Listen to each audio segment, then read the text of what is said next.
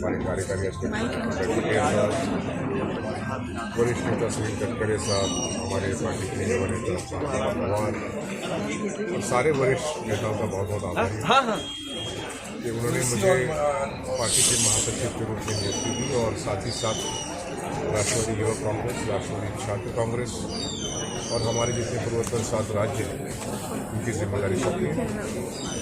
मैं पूरी कोशिश करूंगा, पूरे लगन से काम करूंगा और पार्टी को तीनों जिम्मेदारी जो सौंपी गई इसमें मैं आगे कैसे बढ़ूँ पूरी कोशिश। सर, युवा शक्ति बहुत बड़ी ताकत होती किसी पार्टी की भी, उस ताकत पर किस तरीके से आप आहुति देंगे और किस तरीके से उनकी जो उनकी मांगे हैं वो पूरी हो और युवा शक्ति एक बार फिर पूरे देश में जो संगठन है वो मजबूत हो, उस पर आपका बहुत जिम्मेदारी दी गई है। वर्षों से राष्ट्रवादी कांग्रेस पार्टी का जो युवक सेल है वो हमेशा बहुत अच्छा काम करते हैं।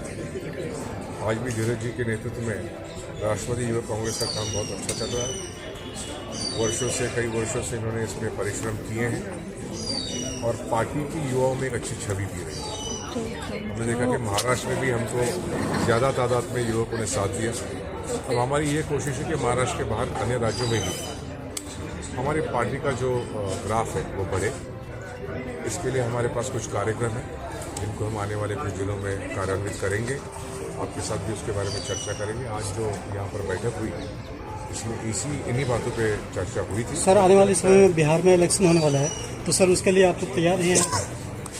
जिस किसी राज्य में चुनाव होगा राष्ट्रवादी कांग्रेस पार्टी उस राज्य में चुनाव लड़ने की कोशिश करेगी, पहल करेगी और हमारे सारे जितने फ्रंटल ऑर्गेनाइजेशंस हैं, हमारे जितने नेता हैं, उन सभी को विश्वास में लेकर इस पर अंतिम फैसला। दिल्ली में हमने बहुत देर से शुरुआत की, लेकिन एक बात तो माननीय हुई कि जहाँ जहाँ प्रत्याशी हमने खड़े किए हैं वहाँ पर आम जनता हमारे साथ। ये बहुत कम देखने में मिलता है कि अगर आपकी पार्टी में वहाँ तैयारी नहीं थी तो चुनाव के समय फिर ज़्यादा लोग आएंगे नहीं। लेकिन 22 चुनाव क्षेत्रों में हम देख रहे हैं कि भाई अच्छी तरह से लोगों का रिस्पॉन्स है।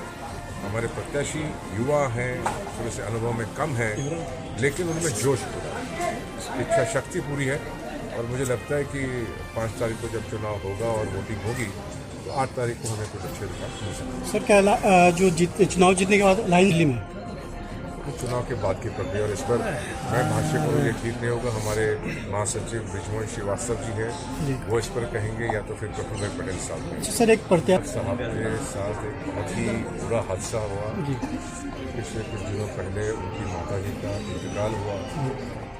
वो उस सदमे से गुजर रहे और उनका मुझे भी एक संदेश आया था व्हाट्सएप पर। मैंने उनके साथ सहानुभूति जताई है। अब चुनाव की प्रक्रिया होने दीजिए, उसके बाद चर्चा करेंगे कि उन्होंने